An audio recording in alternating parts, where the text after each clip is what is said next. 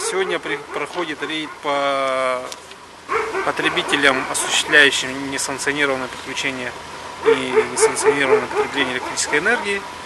Ну и, соответственно, ездим и проверяем.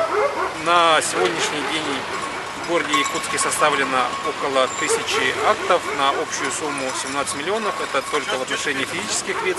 Из них в досудебном порядке оплачено свыше 14 миллионов рублей.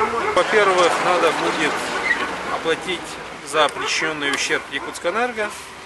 И еще грозит административный штраф по кодексу административных правонарушений в Российской Федерации от 3 до 4 тысяч рублей. И за год свыше 110 человек были привлечены к административному. Ребят, там собака без призи, не нервируйте собаку.